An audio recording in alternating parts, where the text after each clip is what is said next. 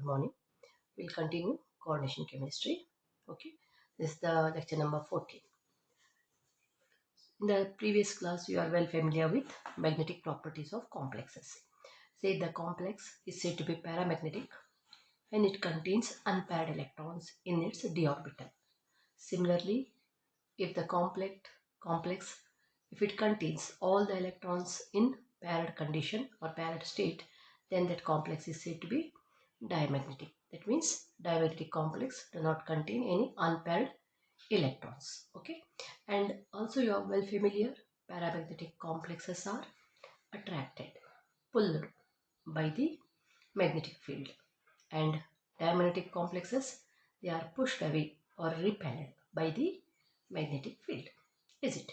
So now with that, how to determine the magnetic momentum or magnetic susceptibility of the complex? And there is one method, that is covalence method, which is mentioned for your studies. Okay, so today we'll learn, say, the determination of magnetic susceptibility by covalence method. Okay, now here the complex which is under study or whose magnetic susceptibility or magnetic momentum is to be determined, that will be taken. Okay, and that is filled in such a small tube, and which tubes are said to be sample tubes. Okay, say in this tube, that complex whose magnetic momentum is to be determined, that is packed in this tube, and it is weighed in absence of magnetic field, without magnetic field. Say the weight is W1 gram. Now the same complex or the same tube, it is weighed in presence of magnetic field.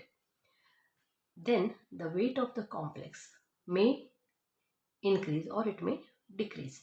Now for example, say if it is paramagnetic in nature, then it is pulled inside by this balance, that is magnetic balance.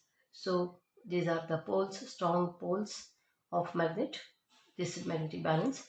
So when it is suspended, it will be pulled inside. So thereby what happens? The weight, in order to balance, you have to put the weight here. Then it will be more than this. That means if the complex is paramagnetic in nature, if it contains unpaired electrons, then that will be pulled inside or attracted by the field.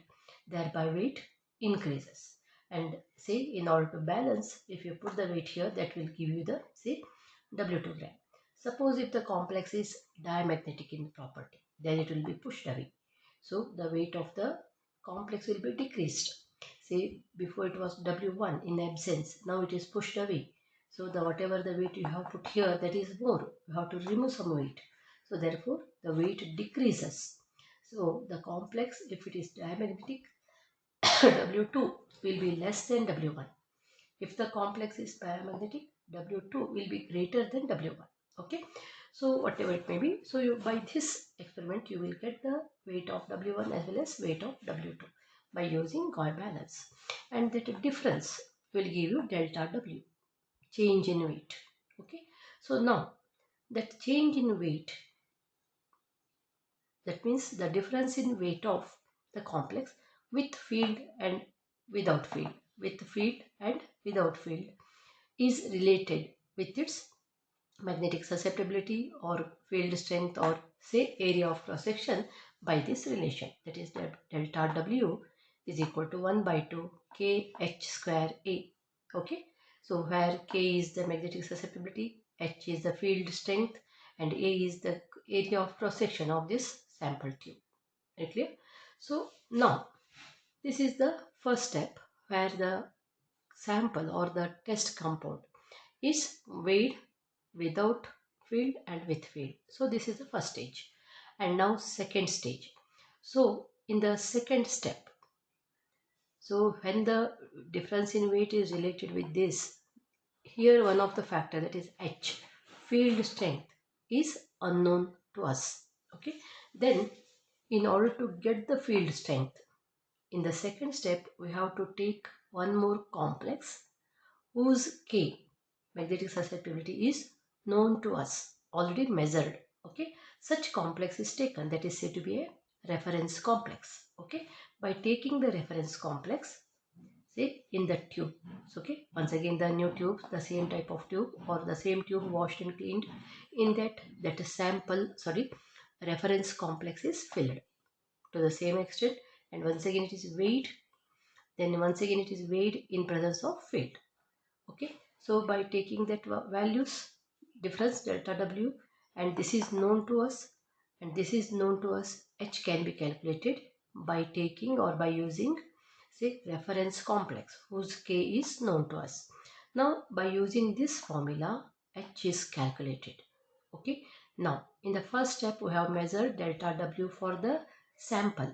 Okay, now once again rewrite this formula, and now you come to know say the H value, put the H value, A value and delta W, thereby you will get the K value, that is magnetic susceptibility, is it?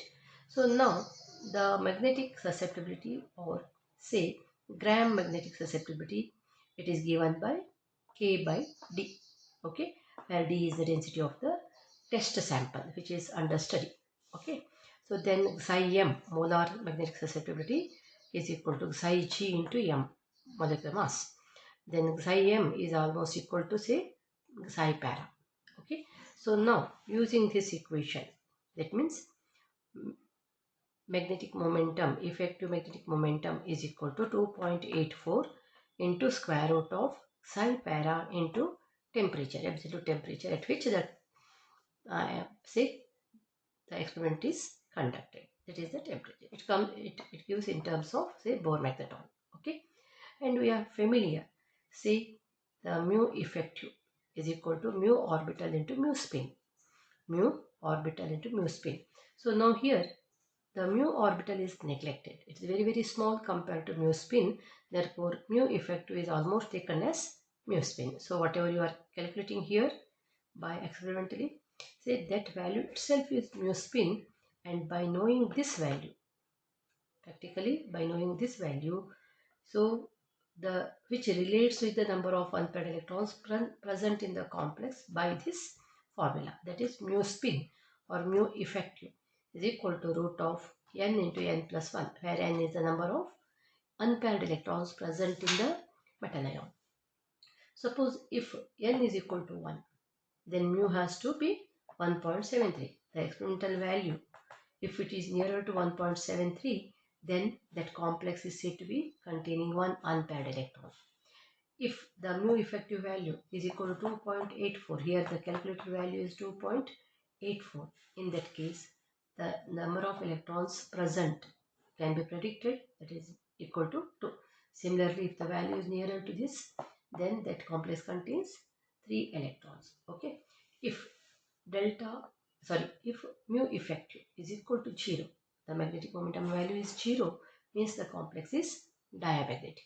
And if the mu effective value is greater than 0, then it is paramagnetic in nature.